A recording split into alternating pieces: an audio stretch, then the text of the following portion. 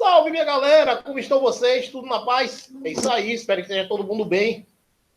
E a aula de hoje vai ser sobre um negócio interessante. Sabe o que é esse cara aqui?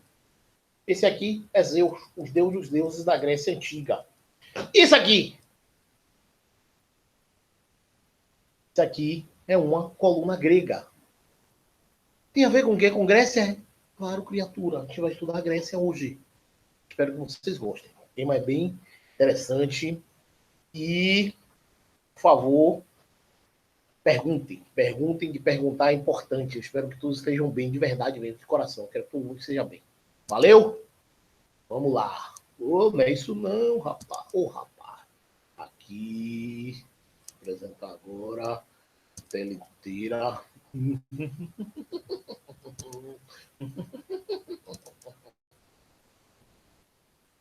Pronto. Apareceu aí? Vamos lá.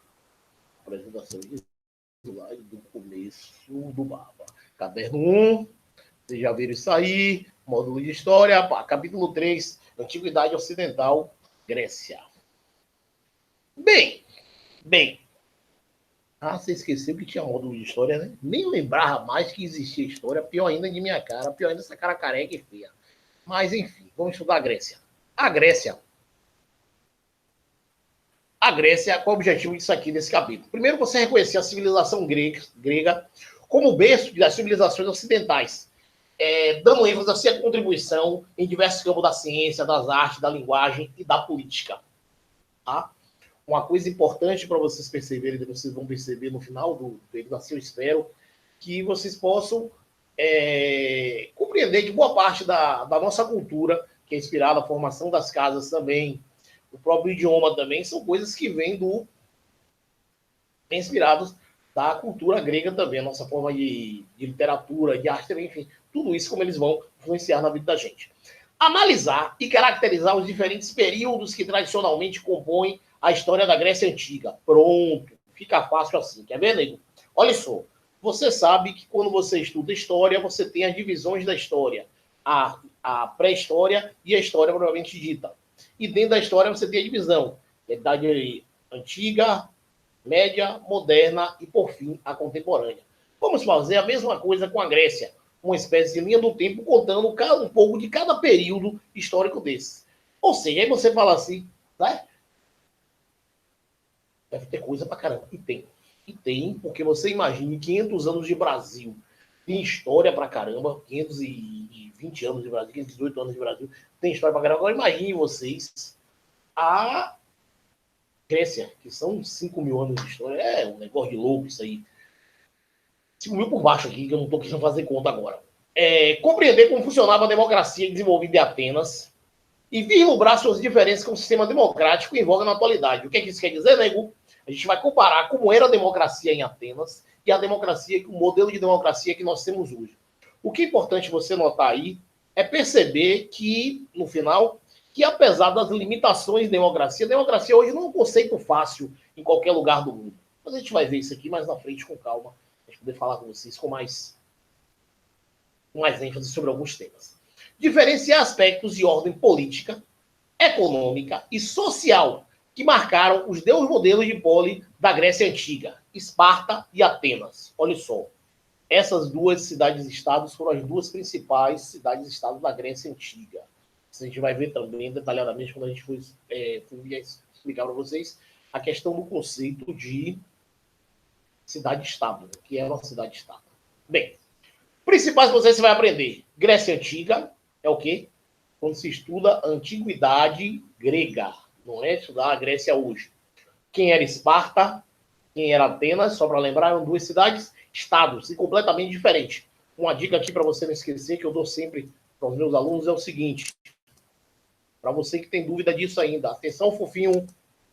Eita, o negócio não quer ir, não. Se retou com a cara de vocês. Olha.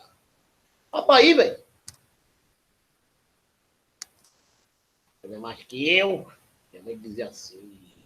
Eu tava. Aí saia falando. Você não é mais que eu. Tome aí. Vamos lá. Esparta.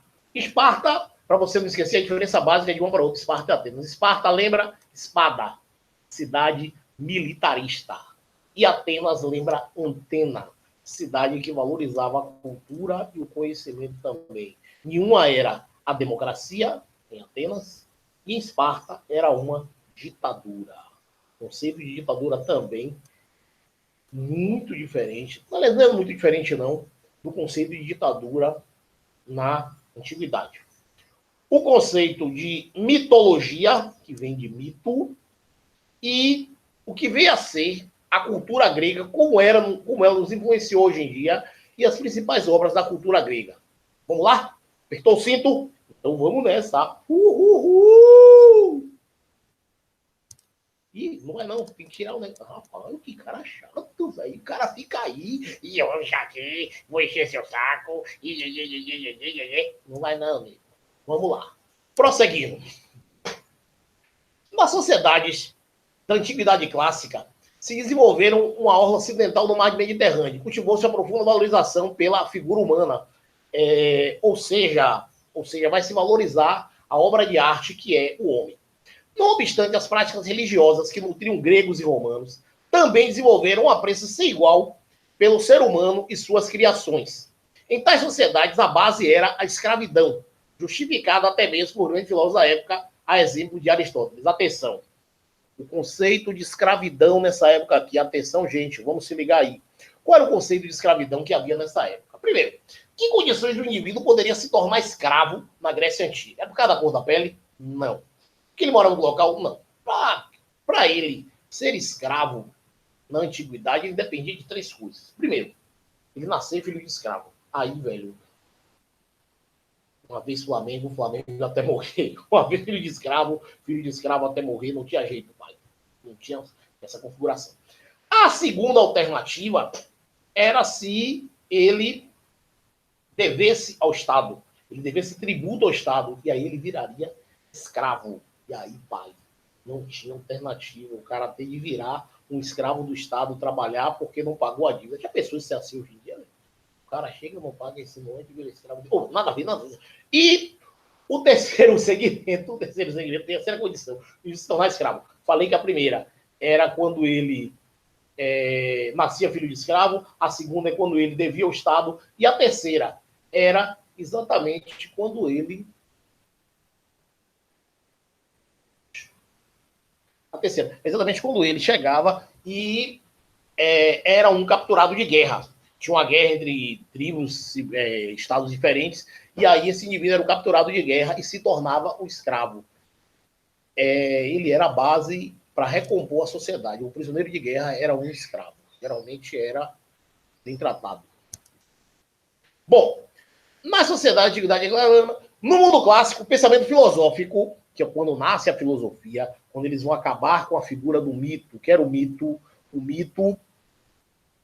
acaba essa figura do mito quando? Quando você para de procurar explicações mitológicas, explicações divinas de algo como um ser de outro mundo, para procurar uma explicação mais lógica das coisas. É daí que nasce a filosofia. Por exemplo, você, na Grécia Antiga, você poderia ter um maremotos, e você atribuir aquilo a quem? Ao deus dos mares, que estava jogando aquela praga para cá. Hoje você sabe, você não atribui isso aos deuses dos mares. Você vai procurar pesquisar e saber os fatores científicos que levaram a isso. E isso graças à filosofia. Isso graças à filosofia. Que se você estudar com o Leonardo, que não tem nem graça ficar falando. Para os estudiosos, as forças da natureza passaram a ser objeto de conhecimento e não mais alvo de devoção religiosa. Outra coisa curiosa também, que a gente começa a pensar bem aqui, é o seguinte: já parou para pensar que essas civilizações todas que nós estudamos até agora, Egito, Mesopotâmia, em especial a Grécia também, todos eles, as divindades, eram ligadas a fenômenos da natureza. E uma questão que eu lanço para vocês aqui, meio que provocativa.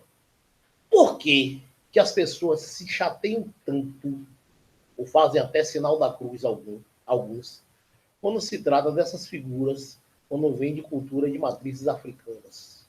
Por que será? O racismo cultural aí por trás? Questões para a gente parar e fazer uma reflexão também. Prosseguindo aqui. Como era esse início desse tal mundo grego? A gente vê aqui a região da Grécia. Cadê? Vou ter que abrir de novo. Fica no crack. Seu ponteiro, computador laser. Aqui nós vimos aqui de amarelo as colônias gregas. Estavam aqui. Aqui nós vimos o mar Mediterrâneo. Aqui na frente o Oceano Atlântico, o Mediterrâneo. Parece que era uma lagoa, né? Parece que era um lago.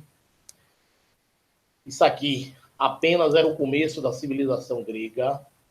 E isso aqui eram colônias gregas. Olha, professor, a cidade de Troia, onde teve a guerra de Troia, o cavalo de Troia. Sim. Observe aqui Mileto, onde lá nasceu Tales de Mileto. A gente observa também aqui a região de Marselha, atual França. Outra coisa interessante também, quando você vê parte da Magna Grécia que está dentro desse território também, Nápoles, que é a atual Itália também. Bom, tudo isso mais tarde vai pertencer ao Império Romano, que vai tomar conta disso tudo aqui. Olha a confusão que isso vai dar. Presta atenção. Bem, a Grécia era a grande civilização da antiguidade naquele momento histórico. Está compreendendo? Oh, meu Deus do céu, que confusão eu fiz. Vou fazer uma coisa. E fiz outra opção de ponteiro. Vamos aqui. Bom, aqui o que vimos? Vimos aqui um vaso grego do período homérico. A gente percebe também o quê? Que essa civilização aqui, a origem dela está ligada diretamente ao desenvolvimento da história das outras civilizações. A civilização de Crécia, da Creta, cretense, e a civilização micênica, a civilização de Micenas, e ao povoamento da Península Balcânica por povos indo-europeus. Esse período corresponde à chamada pré-história da Grécia, ou seja, esse período é chamado de período pré-homérico, que vai do século 20 a.C. até o século 12 a.C. Ou seja, são aí de 20 para 12, 8 séculos, 800 anos aproximadamente do período pré-homérico. Homero, só para a gente lembrar, foi o poeta Homero. Bom, aqui a gente nota o seguinte também. Um afresco restaurado em uma das paredes do Palácio de Knossos, na qual a civilização cretense e os tributários da Grécia Antiga. A gente percebe também a utilização deles, olha como eles usavam também, valorizavam muito essa questão dos desenhos de lado também, a questão dos palácios, como é que era usada a arte também, essa arte grega em que era inspirada. Observe também as cores também, muito vivas também, que chamam muito a atenção. Prosseguindo aqui. Aqui é o mapa da... mapa não, uma foto, desculpe, da atual Grécia. O período homérico testemunha a ascensão dos gênos, grupos familiares que habitavam regiões isoladas da Hélade. O trabalho agrícola coletivo, as trocas amonetárias, ou seja, aquelas trocas que não usavam dinheiro, por isso o nome troca amonetária, tá percebendo? E a inexistência de propriedade privada eram algumas características das comunidades gentílicas.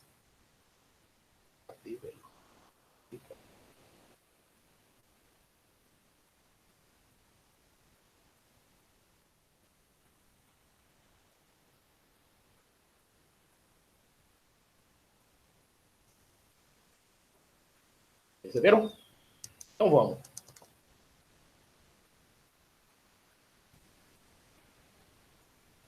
Ih, velho, tô fazendo uma confusão aqui.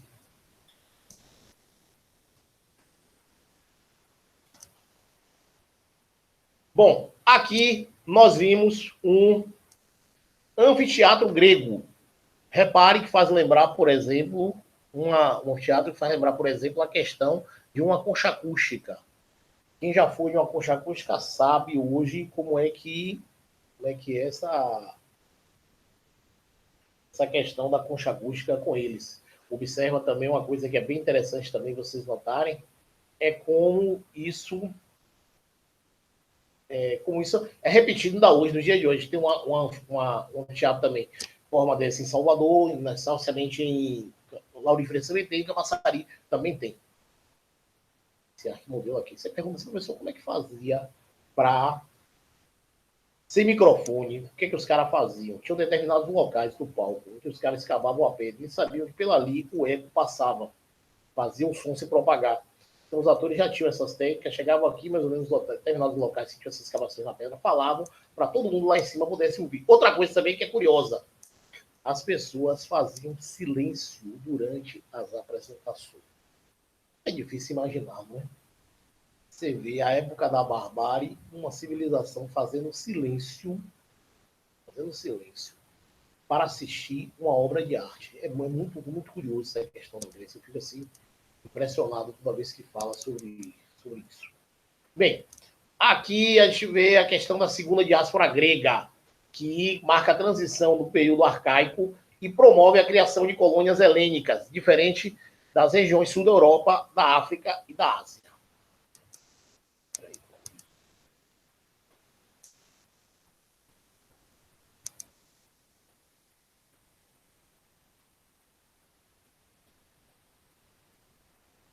Atual.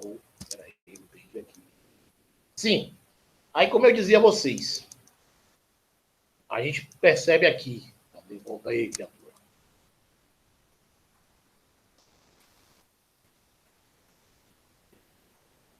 Aqui nós vimos o quê? As áreas de colonização grega. De amarelo, nós vimos a chamada Grécia setorial. E de verde, a Grécia peninsular, que fica em uma península. E como ocorre essa transição. Gente, está claro isso aí, pelo amor de Deus. Por favor, perguntem. Sintam-se à vontade para chegar e perguntar se é sem vergonha. Mas se é sem vergonha no bom sentido. Sem vergonha no sentido de que ele não tem vergonha de perguntar. Pergunte mesmo, não tem não. Você explica aí e tal. A gente vai fazer. Bem, as cidades-estados, as polis. Aqui havia uma gravura do século XIX. Os guerreiros portam um vestiário típico da antiga Esparta. O militarismo era um dos elementos mais marcantes da comunidade espartana. Bem, em Esparta, para vocês terem ideia, as crianças começavam a ter contato com o exército com 7 anos de idade. Eles chegavam e, com 12 anos, eles já eram considerados homens e estavam aptos a servir ao exército. Era uma grande honra para o pai, o filho chegar e servir ao exército espartano, porque para ele era a continuação da vida dele, para o homem, para o pai, a continuação da vida dele, o filho está ali morrendo como espartano. O que chegava no acampamento, o cara recebia umas cordas e uns pedaços de bambu para quê? Para ele chegar e montar a cama dele. A vida de Esparta era uma vida muito dura. Pra vocês terem ideia, assim, o cara chegava a montar a cama dele procurava alojamento. Sabe o alojamento? Em lugar nenhum, né? O alojamento do cara era ao ar livre. Ele via de noite. O teto dele de noite eram as estrelas e de dia era o sol. Começou a vir cá. Se fizesse frio, ele sentia frio. Se fizesse calor, ele sentia calor. Ele tinha que ser preparado para isso. O espartano era preparado para tudo. O espartano era preparado para a guerra. Vocês terem ideia, a vida de Esparta era tão puxada que logo que nascia, o indivíduo passava pela primeira prova dele. Se ele nascesse um menino assim feio, horroroso, defeituoso, que com algum problema físico, o pai bastava olhar para ele e atirava ele do desfinhadeiro. Era a primeira prova viva que a criança vinha ter. Quer dizer, imagina você, negócio louco. A criança chegando e ele achava que o fato da criança ser virtuosa, para ele, era uma espécie de punição dos deuses. Os deuses estavam punindo ele, aquilo era uma grande ofensa. Era um negócio terrível, Todo ano, em Esparta, acontecia um negócio interessante, que eles voltavam até a cidade para saudar uma deusa, e com saudação para a deusa, ele tinha que chegar e fazer um sacrifício. Como era esse sacrifício? Os caras estavam tomando chicotada, tem que aguentar tomar mais chicotada, que era o mais macho. Rapaz, eu fico olhando assim. É cada coisa, é cada viagem desses caras, velho. E, véi, não dá pra entender, não. Eu não consigo entender. Ah, claro que você não vai conseguir entender, criatura. A mentalidade moderna é diferente da mentalidade antiga, medieval, de épocas diferentes. Embora tenha muito cara que ainda viva, muito ser humano que ainda viva com esse tipo de pensamento. Uma cidade-estado era uma cidade que tinha reis independentes, leis independentes, e era toda murada, como todas as cidades desse período. Por que eram muradas? para evitar ataques inimigos. Tá difícil aí, gente? Eu espero que não. Pelo amor de Deus. Não deixa o negócio complicado. Não, é igual o samba. Não deixa ele morrer. Não deixa ele acabar. Bem, durante a guerra, o que acontecia com as mulheres espartanas? As mulheres espartanas, elas eram treinadas para aprender a lutar, para defender a cidade, caso a cidade fosse invadida, porque estava sem homem na cidade, elas tinham que chegar a aprender a lutar, a guerrear. Acreditava-se também que a mulher espartana, ela tinha que malhar sempre. Para quê? Para ter um físico desenvolvido, que eles acreditavam que a mulher que tinha um físico desenvolvido geraria filhos saudáveis. A mulher tinha que malhar, não é para manter o corpo, não. Mesmo grávida, tinha que malhar para o filho nascer saudável. Aqui, que negócio louco. Bem, quem fazia parte dessas cidades, como era a organização política e social desse período, da polis de Esparta? Bom, quem comandava a cidade eram os Esparciatas, que eram os proprietários de terra, ocupavam cargos políticos e militares, além de exercerem o poder religioso. Eram descendentes dos dórios, fundadores da cidade, os únicos que tinham cidadania. Bem, em Esparta, velho, como na Grécia Antiga inteira, para você poder, na Grécia da Roma Antiga, para você medir a riqueza de um homem, você media através da terra. Você media através da terra. Quanto mais terras o indivíduo tivesse, e fossem produtivas, óbvio, maior seria a riqueza dele. Claro que existia uma desigualdade social imensa. Muita gente que trabalhava nessas terras, trabalhavam no comércio também, tinha um salário bem miserável também, porque a gente lá na época. A gente está falando das profissões principais. Quer dizer, e sempre o risco constante de ter uma guerra. Era um mundo tenso. O mundo antigo era um mundo tenso. E se vocês que antigamente era melhor, não era não, pai. As guerras eram muito mais violentas, muito mais sangrentas do que hoje em dia. Pode acreditar no negócio triste, retado. E as guerras aconteceram por causa da fome. Se alguém sentir a fome do outro lado, pode ter certeza que eles não se prepararam e ia ter problemas aqui. Mas prosseguindo. Abaixo estavam os períacos, olha, períacos, lembra periferia, habitantes da periferia da cidade. Dedicavam-se ao artesanato e ao comércio local. Eram obrigados ao alistamento dos escalões inferiores do exército, ou seja, deveria virar soldado, período. O Esparciata viraria um comandante de guerra, um general de guerra, um oficial de guerra. Não tinham direitos políticos, embora sustentasse o Estado com o pagamento de impostos. Olha que condição miserável dos períodos. Aí você fala assim, professor, tinha gente pior? Tinha. Vamos lá. Os ilotas. Os ilotas eram os caras o seguinte, velho. Era a camada mais inferior da sociedade espartana. Para vocês terem ideia, eles constituíam a maioria da população. Eram descendentes dos habitantes da Lacônia, à época da chegada dos dórios. Pertenciam ao Estado, ou seja, eram uma espécie de escravo também. Alguns historiadores consideram o ilotismo, como uma forma de servidão estatal, já que os trabalhadores permaneciam presos à terra. Lembre dele, sabe como? Lembre como da época do feudalismo. No feudalismo você tinha a figura do servo. Pude fazer uma associação com eles. Claro que não, que são coisas completamente distintas e diferentes. Mas você procurar associar eles a isso aí como mais próximo. Claro que dentro de realidades históricas bem diferentes também.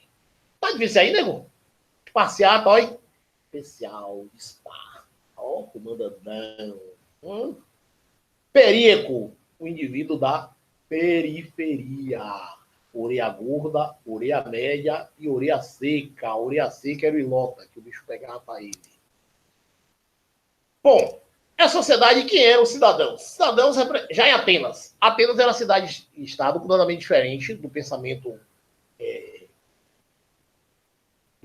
espartano, do mundo espartano. Diferente de que sentido? Porque eles, de um lado, pregavam a tirania, de cá pregavam a questão da valorização da educação, valorizavam, então, a evolução política dele levou eles à democracia. Aí, continuando.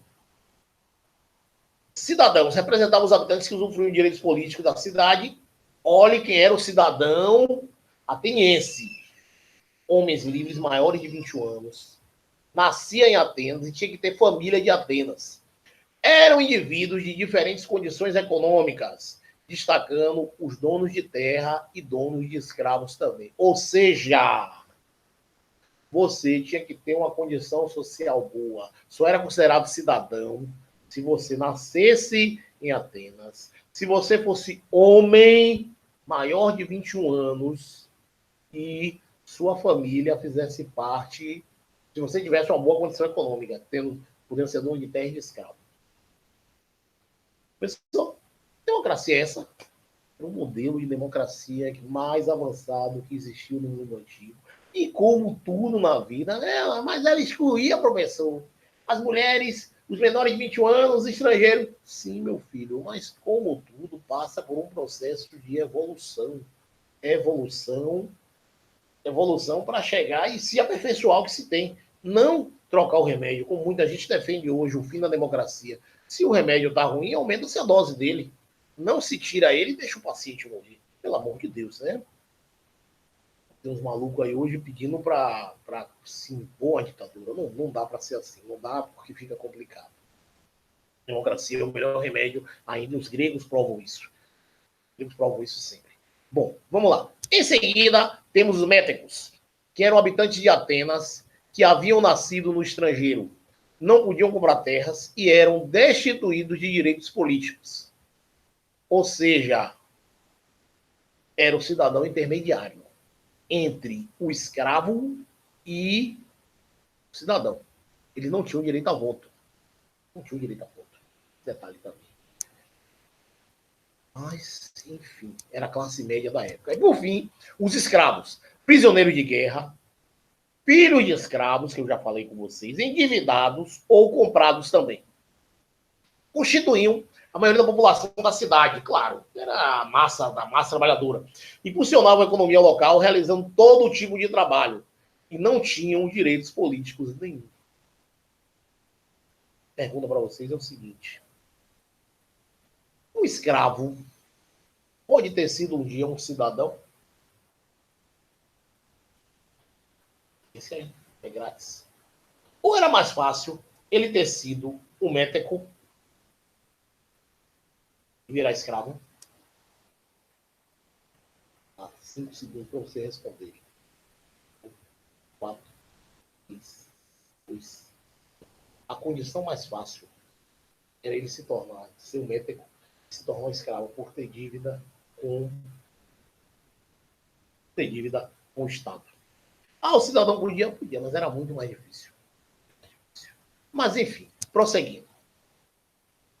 Alguns legisladores gregos, Drácon, criou o primeiro conjunto de leis escritos da história de Atenas. Esse cara aqui, velho, foi o primeiro cara a criar leis severas para todo tipo de crime. Aliás, ele que cria a lei da pena de morte, a lei escrita da pena de morte. A pena de morte já existia em outros povos, civilizações e culturas também. Mas o primeiro a registrar, deixar como punição do Estado, de fato, foram os gregos. A importância histórica das leis draconianas foi a de terem transferido para o Estado a administração da justiça, até então atribuída à aristocracia eupátrida. Segundo suas tradições e interesses, entretanto, o poder continuava nas mãos da elite agrária. Observe o seguinte: quando você for estudar direito, daqui a alguns anos, você vai lembrar desse cara aqui, o legislador Drácon. Outro, Solon. A origem aristocrática do comerciante de profissão empreendeu uma série de reformas, destacando-se a proibição da escravidão por dívidas. Ele viu que tinham comerciantes que estavam enriquecendo e os caras estão condenados à escravidão. Não era interessante isso, defendia defesa de classe. Repare, ele era comerciante, portanto, o méteco ficava ali no meio do caminho e criou uma lei para se beneficiar, fato também, ou beneficiar os amigos. A devolução de terras confiscadas por dívidas e a reforma monetária. Criou o sistema de pesos e medidas e a divisão censitária da sociedade para fins de participação política. Ou seja, substituiu o critério de nascimento pelo de renda, que pôs fim ao monopólio do poder pela velha aristocracia dos eupátridas. Para você ter ideia disso aqui, é o seguinte: antigamente escolhia quem tinha, por exemplo, no caso de uma guerra, quem tinha renda não ia, que era o pobre que ia. Ah, podia ter 10 anos, sim. Agora estabeleceu um limite de idade. Independente de você ser rico ou pobre, se você tem, por exemplo, hoje a gente sabe que você tem a ideia de servir ao exército é quando você completa 18 anos, no caso dos homens, dos meninos. Você completar 18 anos, se alistar. Antes era o seguinte, que era pobre, tinha que se alistar independente da idade. Hoje se tem um critério esse inspirado a partir das ideias de Solon, que apesar de ter feito uma lei para se beneficiar, quando ele fala, por exemplo, de acabar a escravidão por dívida e devolver as terras confiscadas, o importante detalhe disso aqui, ele dá essa brecha também. Tem o lado positivo disso aí também. Outro, Pisistrato. Pisistrato viveu de 608 a 527 a.C. Começou a contagem regressiva, claro, criatura. Século 10 a.C., 9 a.C., 8, 7, 6, 5. Não, fica perguntando, se assustando, isso é besteira. Se bem que eu tô ligado, tem gente aí que tá nem aí. Acho até engraçado. De origem aristocrática, mais defensor dos interesses dos pequenos proprietários libertos pelas leis de Solon, tomou poder por meio de um golpe. Adotou uma postura demagógica que contribuiu para a sua permanência à frente do governo por 19 anos. 19 anos o cara governou. Imagina que loucura. Empreendeu uma série de obras públicas. Portos, canais, aquedutos, esgotos. Só para lembrar, o aqueduto era o seguinte. Era aqueles, como não tinha tubo na época, tinha que pegar água de um local para o outro e levar para os elevados de água escorrendo pela via até chegar às fontes da cidade também. As fontes não, a logradores da cidade, e tinham as fontes também públicas nessa época. Outras reformas, como a divisão de terras, beneficiaram os pequenos proprietários. O outro que legislou para a classe. Ou seja, o ato político de se legislar para a classe não é algo que vem do Brasil, é algo que se vê há muito tempo também. Mas não quero entrar nesse mérito, mas é inevitável às vezes. Outro foi outro cara chamado Hípias. Hípias sucede o pai depois de sua morte, realizando um governo moderado. Hiparco foi assassinado por motivos pessoais, enquanto Hípias cometeu o erro de perseguir membros da aristocracia e acabou deposto. Bem, contribuições relativamente menos significativas que os demais. Seguindo. Como era essa democracia, essa tal democracia ateniense? Era uma democracia participativa. Qualquer cidadão podia sugerir leis.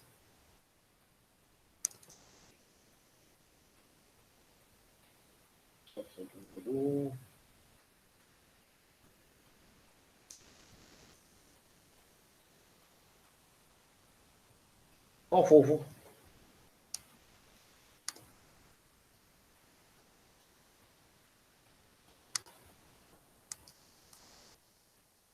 Qualquer cidadão poderia promover leis e outros temas a ser discutidos e votados pela Assembleia Eclésia. Olha que coordenação motora ali, na coisa mais linda do mundo, minha coordenação motora. Nossa, que negócio horroroso, vai perder o psicoteste. 2. O que isso quer dizer, Fufo? Sugerir leis para serem discutidos. Bom, os integrantes do Conselho dos 500, a chamada Bulé, debatiam essas propostas e transformavam em projetos de lei a serem levados para a Assembleia. Ou seja, o cara apresentava uma ideia, a ideia era discutida, se a ideia fosse aprovada, o que acontecia? Esses projetos eram colocados em discussão, certo? Colocados em discussão na Assembleia. Se o cidadão podia usar a tribuna para expor suas opiniões sobre as leis propostas. Ele poderia dizer que a lei não prestava, tinha que criar uma lei para isso, para aquilo, mas antes ele tinha que ter todo esse processo. Não era tão simples assim. O 4. Após o debate, o projeto de lei era colocado em votação. Vamos votar isso aqui, o projeto feito pelo cidadão, tal, o que é que ele está propondo.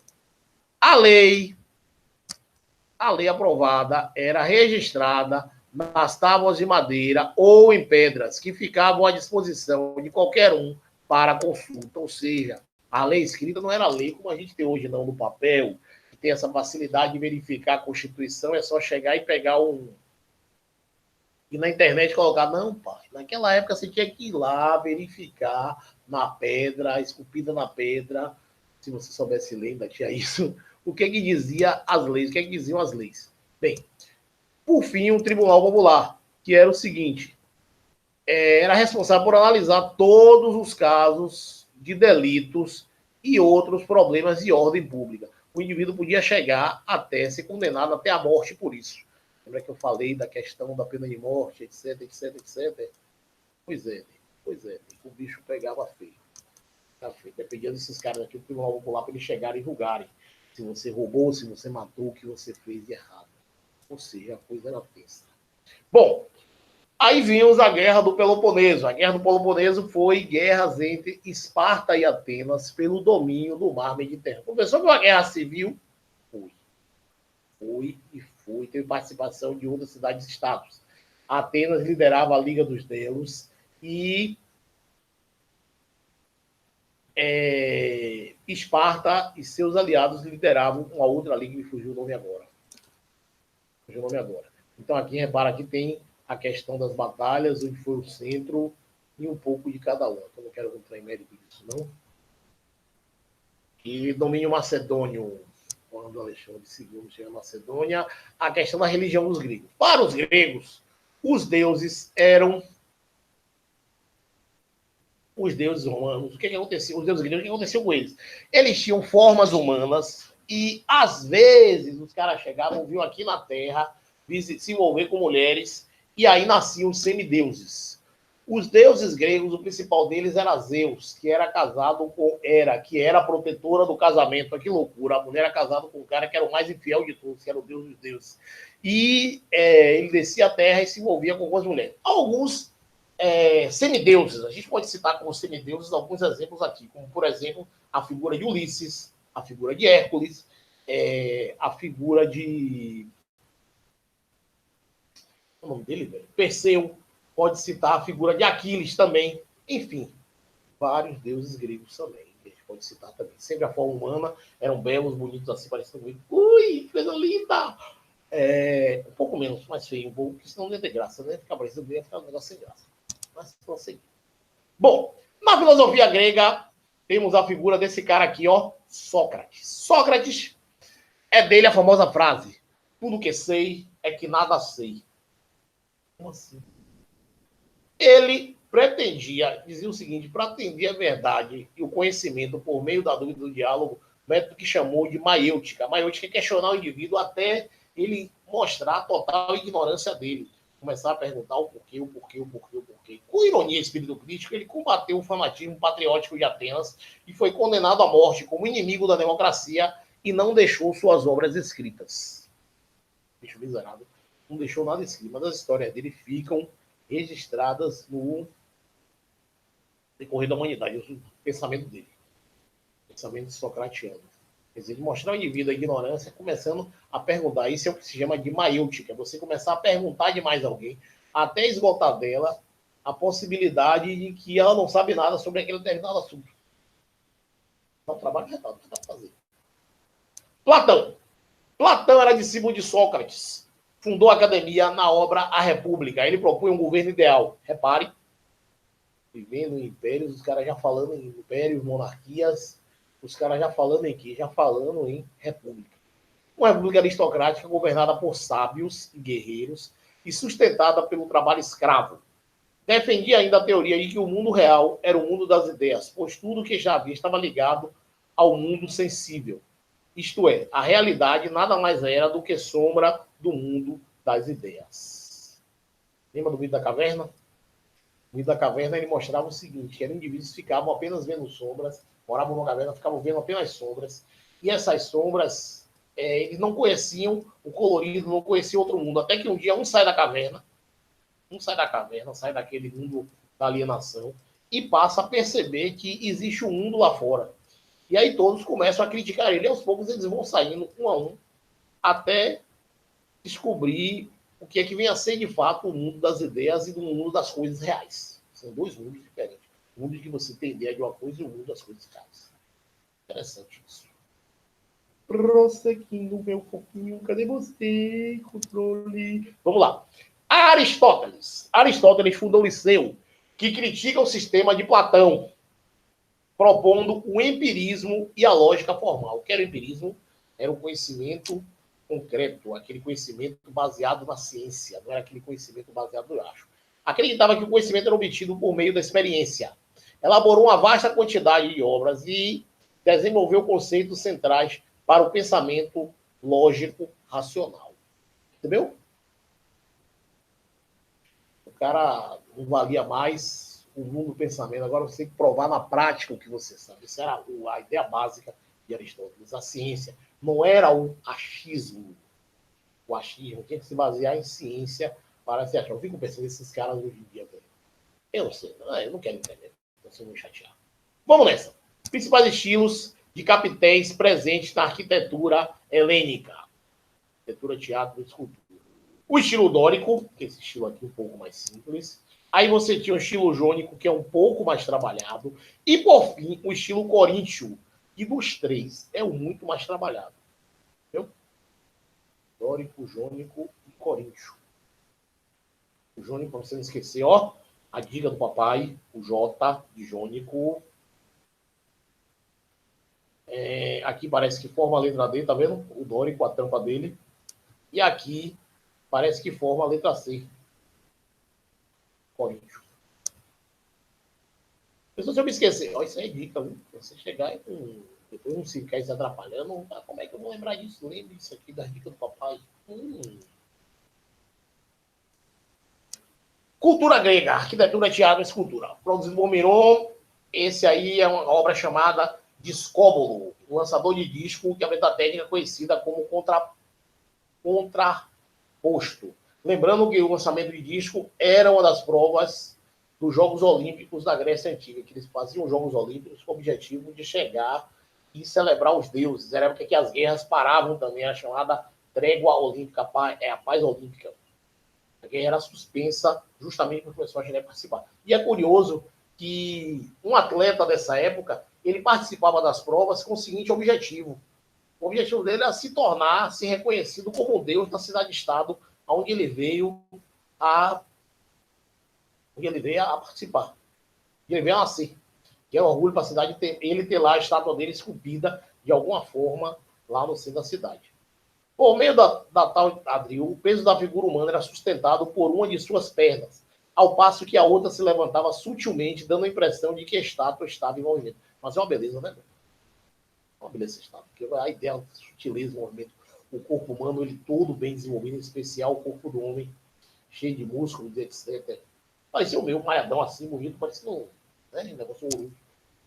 Bom,